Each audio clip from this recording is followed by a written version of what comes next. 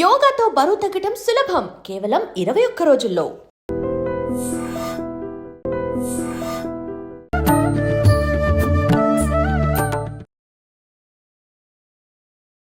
నమస్కారం, welcome to I dream. ధర్మ మార్గం విత్ విజిత కార్యక్రమానికి స్వాగతం. ప్రస్తుతం మనతో పాటు ఉన్నారు ప్రముఖ జ్యోతిష్య వాస్తు పండితులు, లలిత అమ్మవారి ఉపాసకులు శ్రీ శ్రీ శ్రీ నానాజీ పట్నాయక్ గారు. ఇప్పుడు వారితో మాట్లాడి మరిన్ని విషయాలు తెలుసుకుందాం. నమస్తే అండి. శ్రీమాత్రే నమః. మనకు ప్రత్యేకించి ఈ అమ్మవారి నవరాత్రుల్లో చాలా మంది మొదటి రోజే ఒక నిమ్మకాయని పూజలో పెట్టుకొని నవరాత్రులు మొత్తం కంప్లీట్ అయ్యేదాకా పూజ చేసి దానికి ఆ తర్వాత దాన్ని వాళ్ళకి ఏ రకంగా అంటే ఉపయోగించుకోవాలని అనుకుంటారో, ఎవ్రీ ఇయర్ ఎలా చేసుకుంటారో అలా దానివల్ల ఏదో ఒక విధానాన్ని ఆచరిస్తూ ఉంటారు ఈ నిమ్మకాయకి సంబంధించి. ఇదే విధంగా మనం అమ్మవారికి సంబంధించిన ఆలయాలకు వెళ్ళినప్పుడు కూడా చూస్తూ ఉంటాం. అమ్మవారి మెడలో ఉన్న నిమ్మకాయల్లోంచి ఒక నిమ్మకాయ తీసి ఇవ్వటము, అది మనం హ్యాండ్ బ్యాగుల్లో పెట్టుకోవటము, ఇలా చేస్తూ ఉంటాం. అసలు ఏంటండి ఈ నిమ్మకాయకి అమ్మవారికి సంబంధం ఏంటి? అదేవిధంగా ఈ నవరాత్రుల్లో ఈ 10-11 రోజులు ఈ ఆచరించే విధానం కరెక్టేనా? అసలు ఎందుకు ఆచరించాలి? అవన్నీ మాట్లాడుకుందాం. తప్పకుండా అండి. ఫస్ట్ ఆఫ్ ఆల్ ఏంటంటే మీరు అన్నట్టుగా ఆలయాల్లో అమ్మవారి మెడలో వేసినట్టు నిమ్మకాయ తీసుకొని జేబులో పెట్టుకుంటారు. ఎందుకంటే నెగటివ్ ఎనర్జీస్ రాకుండా ఉండడం కోసం ఒకటి. రెండవదేమో వీళ్ళు ఎక్కడికైతే వెళ్తారో పని మీద ఆ పని అమ్మవారి అనుగ్రహంతో సఫలీకృతం అవ్వాలి, లేదా అక్కడ ఏ ప్రమాదం రాకుండా వీళ్ళు కనీసం సేఫ్గా బయటపడడానికి అది నిమ్మకాయ జేబులో పెట్టుకొని వెళ్తారు. అయితే ఈ నవరాత్రులు లేదా ఈసారి మనకు 11 రోజులు వచ్చాయి, లేదు 11 రోజులు చేయని వారు ఆఖరి 3 రోజులు కూడా చేస్తారు. అప్పుడు ఏం చేస్తారంటే కొంతమంది నిమ్మకాయ పెట్టుకుంటారు. అమ్మవారి దగ్గర 11 రోజులు పూజించిన నిమ్మకాయని వీళ్ళకి ఏదైనా గాలి ధూళి నెగిటివ్ ఏవైనా ఉంటే అవి పోవడానికి నిమ్మకాయ పెట్టుకుంటారు. ఇంకొంతమంది ఏం చేస్తారంటే ఈ 11 రోజులు కూడా అమ్మవారికి పసుపు కొమ్ముల్ని దండగా వేస్తారు విగ్రహం ఉంటే. లేదు ఒకసారి వేస్తే 11 రోజుల వరకు తీయరు. తీయకుండా లేదా ఒక్క పసుపు కొమ్ము అయినా లేకపోతే ఒక 3 అయినా పసుపు కొమ్ములు అమ్మవారి దగ్గర పెట్టి రోజు పూజించి వాటిని వీళ్ళ హ్యాండ్ బ్యాగ్ లోనో లేకపోతే వీళ్ళ పర్స్ లోనో లేకపోతే వీళ్ళు క్యారీ చేసే సూట్ కేసులో ఎప్పుడు పెట్టుకుంటారు. అదేమవుద్దంటే 11 రోజులు ఏవైతే మనం అయితే ఆ పూజాది విధానాల్లో ఇప్పుడు ఫస్ట్ బాల, దాని తర్వాత మనకి గాయత్రి, దాని తర్వాత అన్నపూర్ణ, ఇలా ఒక్కొక్క రోజు వస్తూ ఉంటుంది కదా. ఆ రోజు ఏం చేస్తారంటే కనీసం ఒక అరగంట గంట అయినా ఆ నామాన్ని ఓం బాలా త్రిపుర సుందరయ్య నమః, ఓం బాలా త్రిపుర సుందరయ్య నమః చేసుకోవడం. అదే దాన్ని తీసుకెళ్ళి వాళ్ళకి కనుక హోమం అలవాటు, ఆ హోమం దగ్గర కూడా పెట్టి ఆ హోమం చేసుకున్న తర్వాత దాన్ని మళ్ళీ తీసుకెళ్ళి అక్కడ పెట్టడం. ఇవి కదపకుండా కొంతమంది ఉంచుతారు, కొంతమంది హోమం దగ్గర దాని దగ్గర మారుస్తూ ఉంటారు. బట్ కదపకుండా ఉంచితేనే చాలా మంచిది. ఈ రకంగా 11 రోజులు ఏవైతే ఏ దేవత ఆరాధన అయితే చేస్తారో ఆ ఆరాధనతో ఆ మంత్రంతో పసుపు కుంకుమ అంటే పసుపుతోని లేదా కుంకుమతోని గంధంతో కానీ పెట్టిన ద్రవ్యానికి నిమ్మకాయకో పసుపు కానీ లేకపోతే మనం ఇందాక అన్నట్టుగా పసుపు కొమ్ముకు కానీ చేసి ఆ పసుపు కొమ్ముని గురుబలంగా పనిచేస్తుంది వాళ్ళకి. పసుపు ఈక్వల్ టు లేదా కొంతమంది గంధపు చెక్కను కూడా పెడతారు. గంధపు చిన్న చెక్క తీసుకుంటారు ఇంతది, దాన్ని అక్కడ పెట్టి రోజు చేస్తే గురుబలం వాళ్ళకి లేకపోయినా ఈ యొక్క ప్రక్రియ వల్ల గురుబలం పెరుగుతుంది. అదంతా సంవత్సరం మొత్తం వాళ్ళు పెట్టుకుంటారు. ఎక్కడైనా అశౌచమైనటువంటిది లెట్రిన్ బాత్రూమ్ పోయినప్పుడు తీసి పక్కన పెట్టేస్తారు. అలా క్యారీ చేసే వాళ్ళు ఉన్నారు. అదొక ప్రక్రియ, తాంత్రిక ప్రక్రియ. ఇక మూడోది ధన సంబంధించిన ఇబ్బంది ఉంటుంది కొంతమందికి.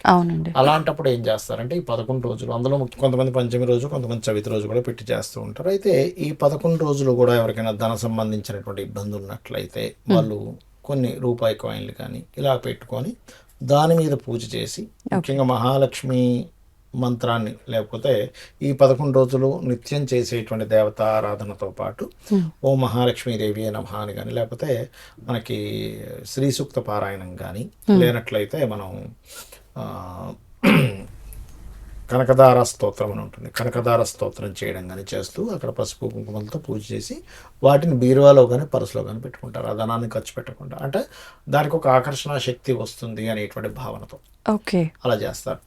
ఇంకొంతమంది ఏం చేస్తారంటే బాగా శత్రుబాధలు ఉన్నాయనుకోండి, ఈ 11 రోజులు మిరియాలతో కానీ అంటే అది కొంచెం తాంత్రిక విధానం, కౌలాచార వామాచార పద్ధతుల్లో చేస్తారు. మిరియాలతో హోమాలు చేస్తారు. అంటే శత్రుబాధలు ఎక్కువగా ఉన్నాయి అంటే వీళ్ళు ఇక్కడ ఏంటంటే శత్రువులు అంటే వీళ్ళు శత్రువుగా వాళ్ళని భావించడం కాదు, అవతల వాళ్ళు వీళ్ళు సౌమ్యంగా ధర్మబద్ధంగా ఉన్నా కూడా శత్రువులుగా భావించినప్పుడు వాళ్ళ నుంచి రక్షణ పొందడం కోసం. అంతేగాని వీళ్ళు ఎవరి మీద పడితే వీళ్ళు నాకు శత్రువు అని కొని చేస్తే అమ్మవారేమీ మనకి అంత అమాయకంగా ఉండదు.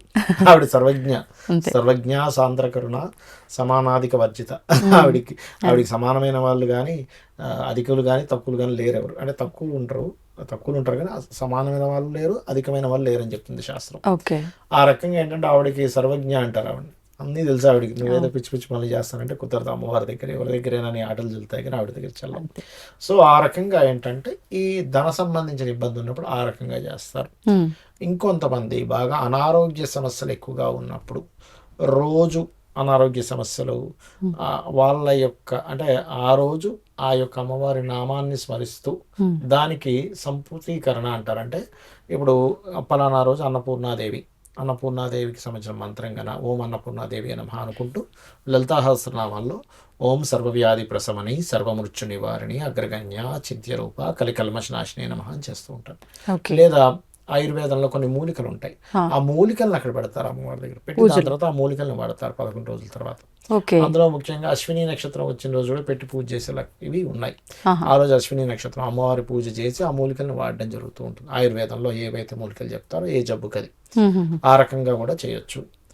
ఇక మరికొంతమందికి ఇంట్లో ఏదైనా నెగిటివ్ ఎనర్జీ ఎక్కువగా ఉందండి అన్నప్పుడు ఈ సాంబ్రాన్ని అమ్మవారి దగ్గర పెట్టి పూజ అయిపోయిన తర్వాత అదే సాంబ్రాన్ని పొగవేసి ఇంట్లో చేస్తారు. అంటే ఇన్ని రకాలుగా అంటే ధనం ఇబ్బంది ఉందా, ధనపరమైనటువంటి మనీ పెట్టి చేయడం ఈ సాంబ్రాన్ని.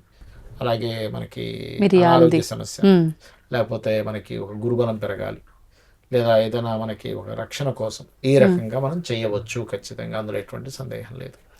అంటే ఎవరికి ఏ ఇబ్బంది ఉందో ముందుగానే దాన్ని బట్టి నవరాత్రుల్లో ఏ రోజు ఏం చేయాలనేది ప్లాన్ చేసుకోవచ్చు. ఎనర్జీని నువ్వు పొందుతున్నావు ఆ పూజ చేసుకుని, అంటే అమ్మవారిని కాపాడమ్మా అని చెప్పి నువ్వు ఎప్పుడైతే ప్రసన్నం చేసుకుంటావో అమ్మవారి లక్షణమే అవి ఏంటంటే సాంద్ర కరుణ అంటాం. అంటే కరుణ ఆమెకి ఇంకా కరుణే. అరుణాంకరుణాతరంగితాక్షీం ధృత పాశాంకుశ పుష్పబాణ చాపాం అనిమాదిభిరావృతాం మయూఖై అహమిత్యేవ విభావయే భవాని. అంటే కరుణవే అమ్మ, మొత్తం కరుణ, ఇంకోటి లేదు. కరుణా సముద్రం ఆవిడ. కాబట్టి ఏంటంటే భక్తి శ్రద్ధలతో అమ్మ నీ పాదాలు పట్టుకున్నాను, నువ్వు తప్పితే నాకు ఇంక మరొకరు లేరు అనుకుంటే ఖచ్చితంగా ఆవిడ కరుణిస్తుంది. ఇప్పుడు మరి మీరు చెప్పినట్టుగా ఈ నవరాత్రుల్లో అయితే ఈ విధానం, ఒకవేళ నవరాత్రులు కాకుండా నార్మల్ డేస్ లో అయితే కూడా ఇలా చేయొచ్చు, చేసేవాళ్ళు ఉంటారు. నిష్టగా ఒక ఇప్పుడు ఇదే ప్రక్రియని 40 days చేసేవాళ్ళు ఉంటారు. అలాగే ఒక 20 రోజులు అర్ధమండలం, స్త్రీలైతే అర్ధమండలం, ఎందుకంటే వాళ్ళకి 40 days చేయలేరు, వాళ్ళకి మధ్యలో అడ్డు వస్తుంది కాబట్టి 20 రోజులు 2 సార్లు చేస్తారు మధ్యలో గ్యాప్ ఇచ్చి. పురుషులైతే 40 days చేసి కూడా అమ్మవారి అనుగ్రహాన్ని మనం పొందవచ్చు. ఓకే, ధన్యవాదాలండి. ధర్మ మార్గం విత్ విజిత కార్యక్రమానికి స్వాగతం. ప్రస్తుతం మనతో పాటు ఉన్నారు ప్రముఖ జ్యోతిష్య వాస్తు పండితులు లలితా అమ్మవారి ఉపాసకులు శ్రీ శ్రీ శ్రీ నానాజీ పట్నాయక్ గారు. ఇప్పుడు వారితో మాట్లాడి మరిన్ని విషయాలు తెలుసుకుందాం. నమస్తే అండి. శ్రీమాత్రే నమః. మనకి అమ్మవారి నవరాత్రులు 9 రోజులు చేయలేని వాళ్ళు, ఈసారి అయితే 11 రోజులు ఉన్నట్టుంది నవరాత్రులు. ఈ 11 రోజులు చేయలేని వాళ్ళు ఆఖరి 3 రోజులైనా చేయొచ్చు, అదే విధమైన ఫలితం ఉంటుంది అంటారు. మరి ఆ 3 రోజులు ఏ రకమైన విధానాన్ని ఆచరించాల్సి ఉంటుందో వివరించండి. ఫస్ట్ ఆఫ్ ఆల్ ఏంటంటే ఎందుకు చేయలేకపోతున్నాం అని ప్రశ్నించుకోవాలి. బద్ధకంతో చేయలేకపోతే ఆ ఫలితం కూడా రాదు 3 రోజులు చేసినా కూడా.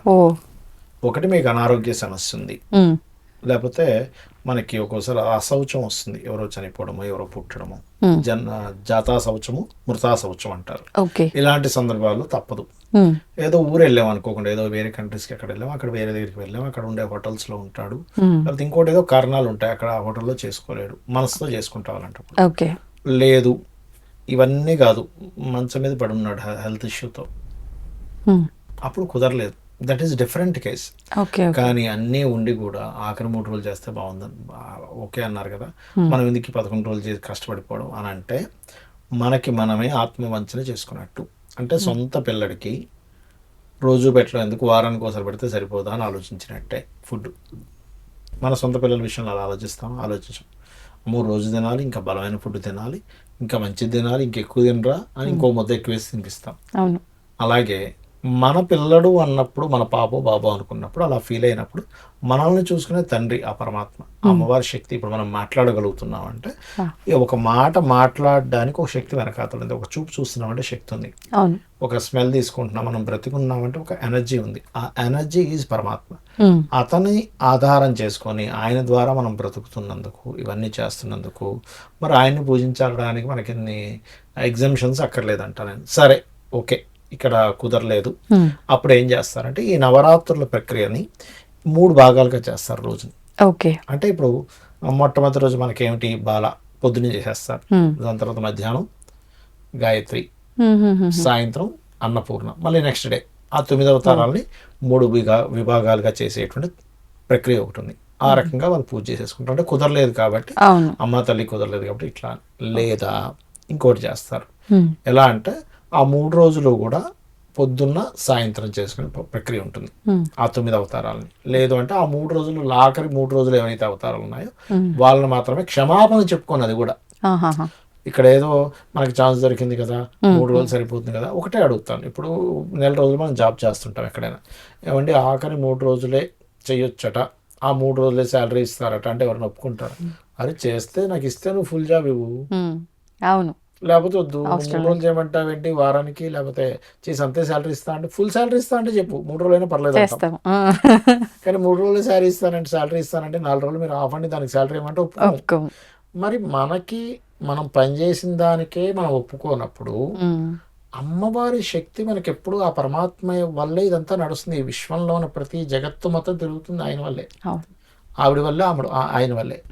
శివశక్తి, అదే విష్ణు అనుకోండి, బ్రహ్మ అనుకోండి, ఏదైనా అనుకోండి. ఓకే. మరి అలాంటప్పుడు నీకు ఆ సత్యం తెలియక అనవసరమైన ఎగ్జామ్షన్స్ పెట్టుకొని ఏదో జస్ట్ ఒక కుంకుమ వేస్తే సరిపోతుంది, ఒక ఆకేస్తే సరిపోతుంది, ఒక పువ్వు వేస్తే సరిపోతుంది అని అంటే నీకు లేనప్పుడు వేరు. అవును. నీ దగ్గర ఫైనాన్షియల్గా ఏమీ లేదు, ఒక పువ్వు తీసుకున్నా అంటే అదే కదండి మనకి పరమాత్మ చెప్పాడు కదా, మీరు పత్రమైనను, పుష్పమైనను, ఫలమైనను, ఉదకమైనను ఫలాపేక్ష రహితంగా. అంటే అక్కడ మనం అర్థం చేసుకోవాల్సింది ఏంటంటే అదే వేయమని కాదు, నువ్వు చిన్నది వేసినా నువ్వు గనక ఫలాపేక్ష లేకుండా చేస్తే నేను స్వీకరిస్తున్నాను ప్రీతిగా.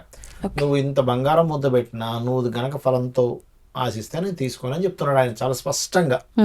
అంటే నువ్వు బంగారు పుష్పాలతో చేయి పూజ, కానీ నీ కోరిక ఎంతసేపు నేను చేస్తున్నాను, నాకు ఇది కావాలి అంటే నేను ఇవ్వను. ఓకే. ఎందుకంటే ఫలం నేనే, నీ యొక్క కర్మని బట్టి ఏమి ఇవ్వాలో ఆల్రెడీ ఫిక్స్ అయిపోయింది అక్కడ. అవును.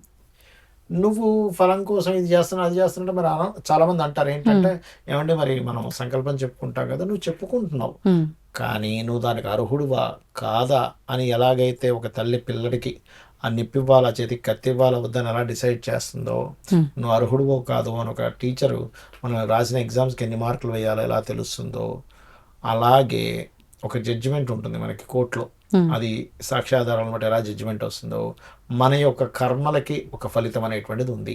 కాకపోతే నీ ప్రయత్నం నువ్వు చెయ్యి. ప్రయత్నం ఉద్యోగం పురుష లక్షణం అంటారు. ఉద్యోగం అంటే అర్థం ఏమిటంటే ప్రయత్నం అని అర్థం. ఉద్యోగం అంటే ఉద్యోగం చేయడం అని కాదు అక్కడ అర్థం.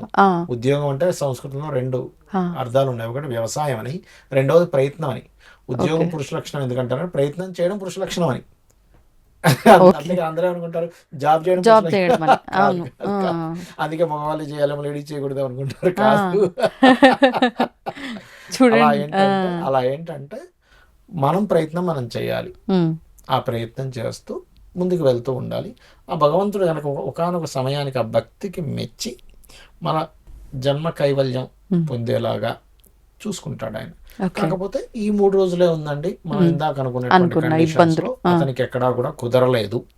అప్పుడు చక్కగా ఉదయం బాల, మధ్యాహ్నం గాయత్రి, సాయంత్రం పూట అన్నపూర్ణాదేవి, మళ్ళీ నెక్స్ట్ డే ఏవైతే అవతారాలు ఉంటాయి, మహాలక్ష్మి ఉంటుంది, అలా వరుసగా వచ్చేటువంటి దాని పరంగా చేసుకోవచ్చు. ఓకే. ఆఖరి 3 రోజులు భక్తి శ్రద్ధలతో బాధపడుతూ, ఇక్కడ అయ్యో 3 రోజులు చేసుకున్నానే. ఇప్పుడు చూడండి, ఒక తల్లి పొద్దున్న నుంచి వెళ్ళిపోయాడు, పొద్దున్న వెళ్ళిపోయి ఎక్కడికి వెళ్ళాడో తెలియదు, సాయంత్రం రాగానే ఎంత ఆతృత పెడుతుందండి ఆ తల్లి. అరే నువ్వు పొద్దున్న నుంచి ఏం తినలేదు నాన్న, తిను అని గబ గబ గబ గబ ఎవరు చెప్పక్కర్లే. ఆవిడేదో ఆ అబ్బాయికి తినిపించినందుకు ఆవిడకి ఏదో పేరు రావాలనో, పక్కింటి వాళ్ళతో చెప్పుకుందామనో, నేను ఇంత గొప్పగా చేశానని వీడియో పెట్టడము, లేకపోతే నేను ఇంత పెట్టగలిగాను మా అబ్బాయికి ఇంత ప్రేమగా ఏమనుకోదు. బాధతో, ప్రేమతో, ఒక ఆత్మీయతతో, అరే నా తండ్రి తినకపోతే ఎలా, మా అబ్బాయి తినకపోతే ఎలాగానే భావంతో పెట్టి, సరిపోయిందని అన్న, సరిపోయింది కదా, ఓకే కదా అనుకుని అప్పుడు సంతృప్తి చెందుతుంది, అమ్మయ్య అది పెట్టగలిగాను. అలాగే మనం పూజ చేసేటప్పుడు అంతే ఆర్ద్రతతో చేయాలి. ఆర్ద్రత అక్కడ మనసు మిస్ అయితే ఆ పూజలో వ్యర్థం, రూపాయి కూడా మీకు పనికిరావు. అవన్నీ ఏదో బాహ్యంగా అలా చేస్తున్నాం. అందుకే పూజ చేసే ముందు ఒక 5 నిమిషాలు మెడిటేషన్ చేసుకోవాలి ముందర. ఎలా అంటే, స్వామి నేను నీకు పూజ చేస్తున్నా, అమ్మవారు అయితే అమ్మవారు, స్వామి అయితే స్వామికి, నా బుద్ధి ఎటు వెళ్ళిపోకుండా ఈ 20 నిమిషాలు, అరగంట, 10 నిమిషాలు మనం పూజ చేస్తున్నాం, ఎటు వెళ్లకుండా పూర్తిగా అక్కడే నా యొక్క బుద్ధి నిలిచేలా చూడు స్వామి, నా మనసు అక్కడ నిలిచేలా చూడు స్వామిని బలంగా అనుకొని అనుక్షణము ఆ యొక్క బుద్ధిని అక్కడే ఉండేలాగా, మనసు అక్కడే ఉండేలాగా మీరు అనుకుంటూ చేయాలి. లేకపోతే మీరు 11 రోజులు చేసినా వేస్ట్. మీరు అలా అనుకొని చేస్తే ఒకరోజు చేసినా బెస్ట్. అది ఎందుకంటే అక్కడ మీకు మనసు కనెక్ట్ అవ్వకుండా పూజ ఫలించదు. అవును. మీరు ఎన్ని కోట్లు ఖర్చు పెట్టి చేయండి పనికిరాదు ఖచ్చితంగా. ఇప్పుడు పూజ దగ్గర అనే కాదు, ఇప్పుడు ఒక పెళ్లి చేసుకుంటున్నారు అనుకోండి, ఇద్దరు భార్యాభర్త కూడా అంటే ఎవరైతే వధువు ఉంటారో వాళ్ళ మనసులు కనెక్ట్ అయ్యేలాగా ఆ పెళ్లి తంతులో ఉండాలి. ఆ పెళ్లి తంతు కూడా ఎందుకు మరి ముహూర్తాలు పెడుతున్నా లేకపోతే ఈ పురోహితులు చేస్తున్నా ఎక్కడ ఫెయిల్ అవుతుందంటే వాళ్ళ మనసులు కనెక్ట్ అవ్వట్లే అసలు. ఆ తంతులో ఆ మంత్రాలు వింటూ అసలు నేను ఒక గొప్ప కార్యం ఒక ఇది చేస్తున్నాను అనే భావంతో చేయగలగాలి. ఇంకోటి వాళ్ళకి జన్మజాతకాల్లో వివాహ సమయం కాకపోయి ఉండొచ్చు ఆ టైంలో. ఇట్లా చాలా రకాలు ఉంటాయి రీజన్స్, ఒకటి కాదు. అది అన్ని చూసుకొని దాన్ని బట్టి మనం ముందుకెళ్ళాలి. ఎగ్జాక్ట్లీ. ధన్యవాదాలు. ధర్మ మార్గం విత్ విజిత కార్యక్రమానికి స్వాగతం. ప్రస్తుతం మనతో పాటు ఉన్నారు ప్రముఖ జ్యోతిష్య వాస్తు పండితులు, లలితా అమ్మవారి ఉపాసకులు శ్రీ శ్రీ శ్రీ నానాజీ పట్నాయక్ గారు. ఇప్పుడు వారితో మాట్లాడి మరిన్ని విషయాలు తెలుసుకుందాం. నమస్తే అండి. శ్రీమాత్రే నమః. గురుగారు, మనకు అమ్మవారి నవరాత్రులు ప్రారంభమయ్యాయి.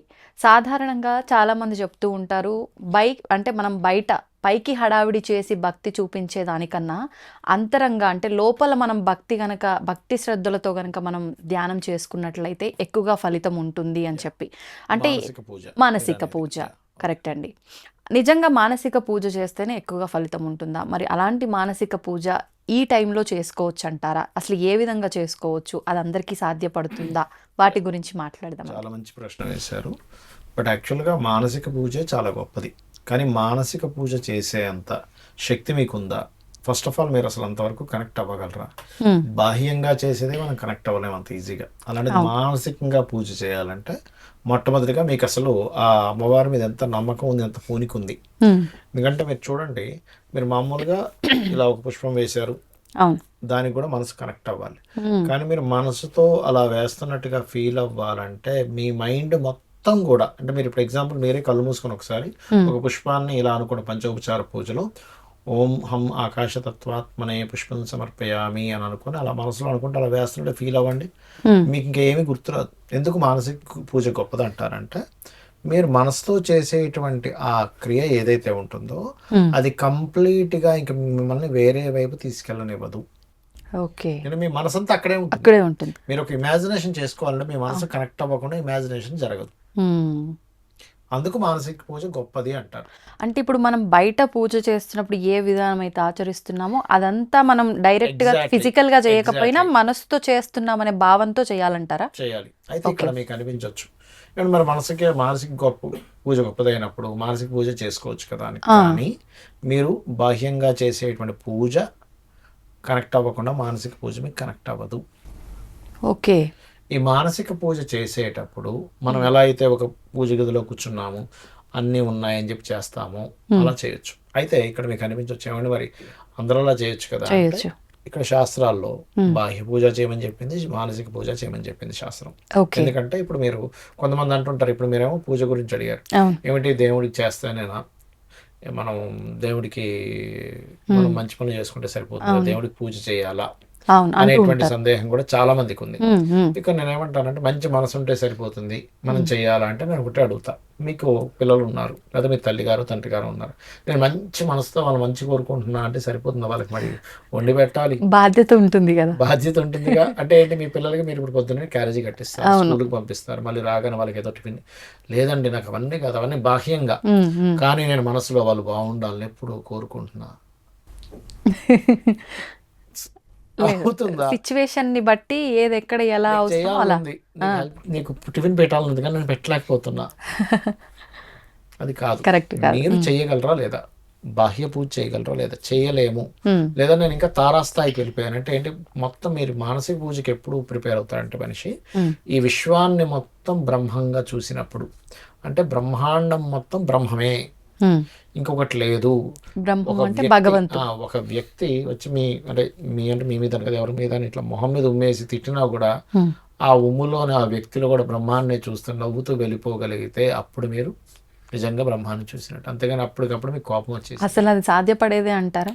చాలా ఈజీ, అంత ఈజీ కాదండి. నా వల్ల కూడా సాధ్యం కాదు. అవునవును. మనము ప్రయాణంలోనే ఉన్నాం, అక్కడికి చేరుకోవాలని. అవును. ఒక జర్నీ, నాకు కోపాలు వస్తాయి, ఎవరైనా సడన్ కోపం వస్తే మళ్ళీ రియలైజ్ అవుతా. ఉమ్, అంటే జర్నీలో ఉన్నాం కాబట్టి రియలైజ్ అవుతాం, ఉమ్, అరే ఏమిటి ఎందుకు కోపడుతున్నాం, వీళ్ళ తత్వం ఇంతే కదా, మనం అనవసరంగా కోపడ్డామేమో అని మళ్ళీ వెనక్కి తీసుకుంటూ ఉంటాం. వెంటనే మళ్ళీ అయితే ఉమ్, జస్ట్ సెకండ్స్. మనకి భగవద్గీతలో చెప్పింది ఏంటంటే ఉమ్. ఉత్తముల యొక్క కోపం కేవలం సెకండ్సే ఉంటుంది. ఓకే. ఇంకొంతమంది ఇంకొంచెం సేపు ఎక్కువ ఉంటుంది, వాళ్ళ మధ్యములు. అదములకి రోజుల తరబడి, సంవత్సరాల తరబడి అదే పని. కొంతమంది చూడండి ఇళ్లలో అవును. ఎప్పుడో ఏదో జరుగుతుంది పెళ్లిలో, మీకు ఆ రోజు మీ అమ్మ పెళ్లిలో ఇట్లా చేసింది తెలుసా అని 20 ఏళ్ళ తర్వాత కూడా చెప్తుంటారు. చెప్తుంటారు. అది అదములు అనమాట వాళ్ళు. అంటే మీరు ఒక విషయాన్ని ఉమ్, అవతల వాళ్ళ అజ్ఞానంలోనో లేకపోతే ఏదో తప్పిదం చేసినప్పుడు దాన్నే పట్టుకొని జీవితాంతం వేలబడుతున్నాడంటే వాడు ఇంకా జీవితంలో బాగుపడ్డు. ఓకే. ఒక విషయాన్ని వెంటనే వదిలేసేవాడు 100% బాగుపడతాడు లైఫ్లో. ఎందుకంటే ఇది కేవలం అదేదో అవతల వాళ్ళని హింసించడం అని కాదు అక్కడ. ఉమ్, ఇక్కడ ఏమవుతుందంటే మీకు ఇంకా ఎంతసేపు నెగటివ్స్ పాజిటివ్స్ రెండూ ఉంటాయి లైఫ్లో. ఉమ్, ఎప్పుడైతే మనం నెగిటివ్ని పట్టుకొని తిప్పుకుంటూ ఉన్నామో అసలు నువ్వు ఎదగడానికి ఏదైతే ఉందో లైఫ్లో అది నువ్వు ఎదగలేవు. అవును. ఎప్పటికప్పుడు నువ్వు ఆ నెగిటివ్ని, అది జరిగిన సంఘటనని వదిలేయగలిగితే um, you are the winner. Okay. కొంతమంది ఎవరికైనా ఏదైనా పెట్టారు, అరే మీకు ఆ రోజు బిర్యానీ తినిపించాను బాగుందని సంవత్సరం పాటు అడుగుతారు. నేను ఒకసారి వెళ్ళానండి, ఒక ఆయన పిలిస్తే, భోజనాన్ని పిలిస్తే, ఆయన అసలు రోజు అదే మాట, ఏమండి నిన్న మనం బిర్యానీ పెట్టాను కదా ఎలా ఉంది, అందులో పలానా నెయ్యి వేసాను బాగుందా, పలానా కలిసిన ప్రతిసారి పలానా ఆ రోజు నేను మీకు ఒక ఫ్లేవర్ తెప్పించాను అది ఎలా ఉందండి, ఏమంటే ఒకసారి అడిగితే బాగుంటుంది, ఇన్నిసార్లు అన్నారా మీరు? ఇంకా నేను అనేసా ఇంకా. అంటే నేను ఏమన్నానంటే లేదండి, యాక్చువల్గా శాస్త్రంలో, అంటే నేను డైరెక్ట్ చెప్పకుండా కొంచెం డిఫరెంట్గా చెప్పాను ఆయనకి. శాస్త్రంలో ఒక విషయం ఉందండి, మనం ఎవరికైనా భోజనం పెట్టాము అంటే మనం అక్కడికే మర్చిపోవాలి, బ్రహ్మంగా భావించి భోజనం పెట్టాలి. వచ్చిన వాడు ఈశ్వరుడు అనే భావంతో భోజనం పెట్టాలి, దానం ఇచ్చినా భోజనం చేస్తున్నా. అంతేగాని మీరు ఇప్పటికి 6 నెలలు అయింది, 6 నెలల నుంచి ఇదే క్వశ్చన్ ఏం బాగుందండి అసలు అన్న అంటే అలాగా సార్ బాగుంది లేదు బాబు, బాగుందని ఇప్పుడు 100 సార్లు చెప్పాను, ఇదే ప్రశ్న నువ్వు కలిసినప్పుడల్లా. చాలా మంది ఉంటారండి నిజంగా ఇట్లా. అంటే వాళ్ళకి ఏంటంటే ఇంకా అది చాలా గొప్ప పని చేశాను. నిజంగా ఒక వ్యక్తిని పిలిచి అతిథి దేవో భవ అంటూ ఉంటారు, అట్లా చాలా మంచిది కాదనట్లే. కానీ ఇది ఎక్కడికి వెళ్ళిపోతుందంటే ఆఖరికి చేసిన పూజను కూడా అందరికీ చెప్పుకోవడం, నేను పలానా పుష్పాలతో చేసిన, వెండి పుష్పాలు తెప్పించి రోజు చేస్తున్నా అందరికీ చెప్పుకోవడం, ఇలా చేయకూడదని చెప్తుంది శాస్త్రం. అయితే బాహ్య పూజలో నువ్వు బాగా తరించిపోయి నువ్వు ఒక తారాస్థాయికి వెళ్ళిపోయినప్పుడు, విశ్వంలో మొత్తం బ్రహ్మాన్ని చూడగలిగినప్పుడు, అప్పుడు నువ్వు అంతర్గతంగా మానసిక పూజకు నువ్వు అర్హుడు అవుతావు. అసలు నువ్వు బాహ్య పూజలోనే నువ్వు మనసు పెట్టలేనప్పుడు ఇంకా మానసిక పూజ దాకా వెళ్ళే అంత సీన్ లేదు. అవును. బాహ్య పూజలో కూడా మీ మనసు అక్కడ కనెక్ట్ అవ్వాలి. అయ్యి నువ్వు కనుక మానసిక పూజకు వెళ్ళగలిగితే ఇంకా నీకు ఇంక తిరిగి ఉండదు.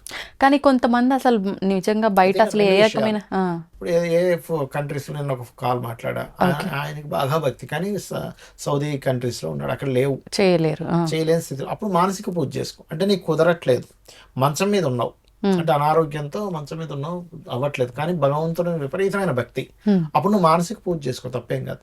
కానీ నువ్వు చేయగలిగినప్పుడు అది వేరు. ఇప్పుడు నువ్వు పిల్లలకి నువ్వు వండి పెట్టగలవు, నీ తల్లిదండ్రులు నువ్వు చూసుకోవాలి, కానీ చూసుకునే అన్నీ బాగుండి కూడా అది ఇంకొకరికి అప్పచెప్పడమో లేకపోతే నేను చేయనని ఉండడమో, మనసులో అనుకుంటే సరిపోతుంది, నా తల్లిదండ్రులు బాగుండాలంటే నువ్వు మనసులో అనుకుంటే సరిపోతుంది, నువ్వు తల్లిదండ్రులు సేవ చేయాలి, నీ కూతురికి కొడుకో నువ్వు నీ బాధ్యతగా నువ్వు చేయాలి. ఇక్కడ ఎందుకంటే మనం అసలు పూజ ఎందుకు చేస్తున్నామని ఒక క్లారిటీ రావాలి. విశ్వాన్ని మొత్తం నడిపించేటువంటి ఆ యొక్క పరమాత్మ మనకి అనుక్షణం కాపాడుతున్నాడు. ఆ కృతజ్ఞతా భావంతో ఆ దేవతా రుణం మనం తీర్చుకోలేము కాబట్టి ఆ దేవతా రుణం తీర్చుకునేటువంటి ఒక పద్ధతి, పంచోపచార పూజ కానివ్వండి, షోడశోపచార పూజ కానివ్వండి, 64 ఉపచారాల పూజ కానివ్వండి, ఇవన్నీ మీరు ఈ విశ్వాన్ని నడుపుతున్నటువంటి ఆ యొక్క పరమాత్మని గుర్తించి కృతజ్ఞతను ఆవిష్కరించుకునేటువంటి ఒక పద్ధతి. కోరికల కోసం చేస్తారు, ఆల్రెడీ శ్రీకృష్ణ పరమాత్మ చెప్పాడు చాలా స్పష్టంగా, ఆర్తులు, జిజ్ఞాసులు, అర్ధకాములు, జ్ఞానులు, 4 విధములైనటువంటి పుణ్యాత్ములు నన్ను ఆశ్రయిస్తున్నారు అర్జున, వారిని ఆయా విధములుగా నేను అనుగ్రహిస్తున్నా అన్నాడు ఆయన. నువ్వు దేనికోసం చేస్తున్నావు, నేను అనుగ్రహిస్తున్నా, కాబట్టి నువ్వు ఆ రేంజ్ వరకు అనుగ్రహిస్తున్నా అన్నాడు. అది అది మనం దృష్టిలో పెట్టుకొని ఏ రకంగా ఆరాధించాలనేది చేసుకోవచ్చు. కోరికే నేను ఉద్యోగం కోసమే చేస్తున్నా, ఉద్యోగం ఇస్తాడు, కానీ నీకు నీ యొక్క జన్మం యొక్క సాఫల్యం ఉద్యోగం ఒకటే కాదుగా, నువ్వు ఈ జన్మ చక్రం నుంచి బయటపడాలి కదా, అంతే. అది మనం ముందుగా అర్థం చేసుకోవాలి, భక్తితో చేయాలి. మానసిక పూజ చాలా గొప్పదని కాదనట్లేదు, కానీ ఫస్ట్ నువ్వు ఈ స్టెప్ ఎక్కకుండా నువ్వు 10వ స్టెప్ ఆలోచిస్తే కాదు. ఓకే. ఇప్పుడు మానసికంగా అంటే పూజ చేస్తున్న భావనేనా ఏదైనా మంత్రము అట్లా మంత్రంతో ధ్యానిస్తున్నట్టుగా? కలిసినటువంటిది. ఇప్పుడు లలిత అమ్మవారి స్తోత్రాలే ఉన్నాయి. ఓం శ్రీమాత అనుకున్నాం. అప్పుడు చేతిలో మనం కళ్ళు మూసుకొని చేతిలో ఒక ఎర్ర పుష్పం ఏదో పట్టుకున్నట్టు అక్కడ అమ్మవారు ఉన్నట్టు మానసిక పూజలో అమ్మవారు డైరెక్ట్ కూర్చున్నట్టు కూడా మీరు ఇమాజినేషన్ చేసుకోవచ్చు. ఓకే. చేసుకొని భక్తిగా నిజంగా అక్కడ అమ్మవారు ఉందని ఇలా అమ్మవారి పాదాల దగ్గర పెట్టుకున్నారు. శ్రీమాత్రే నమః, శ్రీ మహారాజ్ఞి అయి నమః, ఓం శ్రీమత్ సింహాసనేశ్వరి నమః అని చేస్తూ తరించిపోవాలి. మీరు ఆనందపడగలగాలి. అంతేగాని అమ్మ అరగంట సేపు ఇవన్నీ అయ్యేసరికి ఈ అరగంట ఇక్కడ కూర్చునే కంటే ఇంకోటి ఏదైనా చేసుకుంటే నాకు బాగున్నేమో. అసలు దేవుడికి సంబంధించిన విషయంలో నేను మీకు విషయం చెప్తా చూడండి. మనం జీవితంలో కొన్ని లక్షల కోట్లు సంపాదించవచ్చు, లేదా మన పిల్లలకి కొన్ని ఏవేవో కొని ఇవ్వచ్చు, ఇంకేవో ట్రిప్పులకి వెళ్ళి ఎంజాయ్ చేయొచ్చు, ఏమైనా చేయొచ్చు. కానీ నువ్వు సమయం ఇచ్చేటువంటి భగవంతుడికి సంబంధించింది ఏదైతే నువ్వు సమయం ఇస్తావో, నువ్వు ఏదైతే పూజాది కార్యక్రమాలు చేస్తావో, ఈ విశ్వానికి అంటే ఈ విశ్వంలో ఉన్నటువంటిది ఈ యొక్క భూమి మీద ఉన్నటువంటి చరాచర మనుషులకు కావచ్చు లేకపోతే జీవులకు కావచ్చు, నువ్వు ఏదైతే సేవ చేస్తావో వాళ్ళకు ఒక మంచి మాటతో వాళ్ళకి నువ్వు ధైర్యాన్ని ఇస్తావో, లేకపోతే వాడికి ఆకలితో ఉన్నవాడికి నువ్వు ఏదో అన్నం పెడతావో, అంటే నువ్వు ఆకలితో ఉన్నవాడికి అన్నం పెట్టినా దైవ సేవే, మానవ సేవే మాధవ సేవ అని చెప్తుంది. లేకపోతే ఒకడు డిప్రెషన్లో ఉన్నాడు, అయ్యో ఉద్యోగం రాదు, వాడికి నువ్వు ఒక మోరల్ ధైర్యాన్ని ఇస్తావు, లేకపోతే నువ్వు వాడిని విపరీతంగా తిట్టావు, అది కూడా ఒక పాపం రూపంలో. ఇవి మాత్రమే నీ వెనకాతలు వస్తాయి. నువ్వు ఖర్చు పెట్టిన ఇవి నువ్వు బోల్డ్ అని కోట్ల రూపాయలు సంపాదించేసి ముని మన వాళ్ళకి కొడుకులకి కూతుర్లకి ఇచ్చింది ఏది నీ వెంట రాదు. అలాగే భూమి మీద ఉంటా నీ ఆత్మ వెళ్ళిపోతుంది. వెళ్ళిపోయే టైంలో నీకు అర్థమవుతుంది, అరే ఇవేవి నా వెంట రావట్లేదు, ఏమొస్తుంది అంటే నీ పాపం పుణ్యం. ఈ పాపము పుణ్యము నువ్వు చేసేటువంటి ప్రవర్తన, నువ్వు చూపించేటువంటి జాలో ప్రేమో ఆత్మీయతో వీటి వల్ల పుణ్యం వస్తుంది.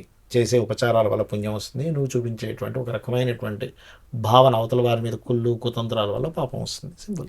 ఇది నువ్వు అర్థం చేసుకుంటే నువ్వు ఏం వెనకాతలు తీసుకెళ్తానో అర్థం అవుతుంది. అలా అని శాస్త్రం ఎక్కడ కూడా నువ్వు సంపాదించొద్దని చెప్పలే, నిన్ను సంపాదించమనే చెప్పింది వేదం కూడా. నువ్వు గనక సంపాదించకపోతే సొంత భార్య కూడా భార్య చూడదట. అవును. తల్లి కూడా ఎలా కొట్టేస్తుందట. ఇది ఒక ఏజ్ వచ్చాక 40-50 ఏళ్ళు వచ్చింది ఇంకా సంపాదించట్లేదు, ఏమిట్రా వీడు పెళ్లి చేసుకోవడం పోరా నువ్వు బయటకు పోండి. అవును అవును. అంటే తల్లికి అంత అలాంటిది ఉండదని కదా, వాడు బాగుపడాలనే ఉద్దేశం. ఏదో పిల్లవాడు బయట పంపించాలి, వీడు ఇలాగైనా బాగుపడతాడేమో, వీడు ఇంకా నా పెన్షన్ ఎందుకు పనికి రాకుండా పోతున్నాడు, వీడు ఒక బద్దకస్తులా తయారవుతున్నాడు అంటే బాగుపడ్డం కావాలి కదా. అంతేగాని అదేదో సంపాదించడం తప్పని చెప్పలే, ధర్మబద్ధంగా సంపాదించు. నువ్వు ఏం చేస్తే నీ యొక్క జన్మ తరిస్తుందో నువ్వు దాన్ని తెలుసుకో, అదే సనాతన ధర్మం. మళ్ళీ మనం ఈ సంపాదించేది ధర్మంగా సంపాదించకపోయినా ఆ రకంగా కూడా పాపం మూట ఖచ్చితంగా వస్తుంది. అంటే ఇక్కడ సంపాదన తప్పు కాదండి, నువ్వు అధర్మంగా సంపాదిస్తే తప్పు. ఎలా అంటే ఇప్పుడు ఒక హోటల్ పెట్టుకున్నాడు, ఆయిల్ మంచి ఆయిల్ వాడట్లేదు, దానివల్ల హెల్త్ ఇష్యూస్ వస్తున్నాయి తినేవాడికి. ఆ పాపం ఆ హోటల్ వాడికి. పాపం పక్కన పెద్ద హోటల్ ఉంటుంది, ఆయన పాపం 100 రూపాయలు ఇడ్లీ పెడితే ఈయన వాడికి కాంపిటేటర్గా వీడు 50 రూపాయలకు ఇడ్లీ అమ్ముతున్నాడు, కానీ అందులో నాసి రకమైనటువంటి వాడుతున్నాడు. ఇక్కడ జనాలు రావచ్చేమో, అక్కడికి వెళ్ళేటువంటి 100 మంది వెళ్తే ఇక్కడ 200 మంది రావచ్చేమో, కానీ ఈ పాపం వీడిని పట్టుకుంటుంది. అది ఏదైనా ఏ ఫీల్డ్ అయినా. ఇప్పుడు నేనే ఉన్న ఆస్ట్రాలజర్ని, నేను పని కట్టుకొని కావాలని ఆ వ్యక్తికి పూజ ఏమీ అవసరం లేకపోయినా నువ్వు ఈ 1,00,000 రూపాయలు పూజ చేసుకుంటే కానీ నీకు పనికి రాదు, నువ్వు లేకపోతే అమ్మో చాలా పెద్ద గండం ఉందని నేను భయపెట్టేసి మొత్తం మీద వాడికి 4 ప్రిడిక్షన్స్ పాతవి ఏవో చెప్తే వాడిని అమ్మేసో 1,00,000 కట్టేసాడు, ఏదో పూజ చేయించుకున్నాడు ఉదాహరణకి. అది ఖచ్చితంగా మనిషిని ఇబ్బంది పెడుతుంది. నేను ఎక్కడో దగ్గర అనుభవించాలి దాన్ని, అంత ఈజీ కాదు మనం అనుకుంటున్నాం. ఓకే. ఏ రూపంలో ఇచ్చింది ఆ రూపంలో ఖచ్చితంగా తిరిగి వస్తూనే ఉంటది, పెరుగుతూనే ఉంటది. నేను జన్మలు ఎత్తి ఎక్కడ దాన్ని చెల్లించుకోవాలో, అది ఈ జన్మలో అవ్వచ్చు, ఆఖరి జన్మ అయితే, లేదా నెక్స్ట్ జన్మ అవ్వచ్చు, ఇంకో 10 జన్మల తర్వాత అవ్వచ్చు. అది ఏమైపోద్ది అంటే తీసుకున్న 1,00,000 ఒక 100 కోట్లు అయిపోద్ది అక్కడికి వెళ్ళేసరికి. అది ఒకటి తప్పించలేడు, కర్మ వదలదు. మీ నీడైనా మిమ్మల్ని వదిలేస్తుందేమో, మొత్తం లైట్లు పెడితే కర్మ ఎక్కడ వదలదు. ఇలాంటివన్నీ ఉంటే అలర్ట్ అవ్వాలనిపిస్తుంటుంది. సత్యం అవన్నీ నిజమైనటువంటి సత్యాలు, అది అర్థం చేసుకోవాలి. ధన్యవాదాలండి. శ్రీమాత్రే నమః. And for more videos, please subscribe to iDream. Please subscribe to iDream. Please subscribe iDream. And please subscribe to iDream. For more videos, subscribe to iDream. please like, share and subscribe to the channel. Congratulations, iDream. Subscribe to iDream. Subscribe to iDream. So subscribe to iDream Media. iDream ki iDream team andarki huge congratulations. Please subscribe iDream Media. Please subscribe to iDream. Subscribe iDream. Please subscribe to iDream. I dream అంటే నా కళల channel subscribe చేసుకున్న నోరు తిరుగుతలేదు, మీరైతే గంట గుర్తు కొట్టండి. For more such videos, please subscribe to iDream. Subscribe to iDream. Please subscribe to iDream. Please subscribe iDream Media. Please do subscribe to iDream. Please subscribe to iDream Media. For best entertainment and information, please subscribe iDream. And don't forget to subscribe to iDream.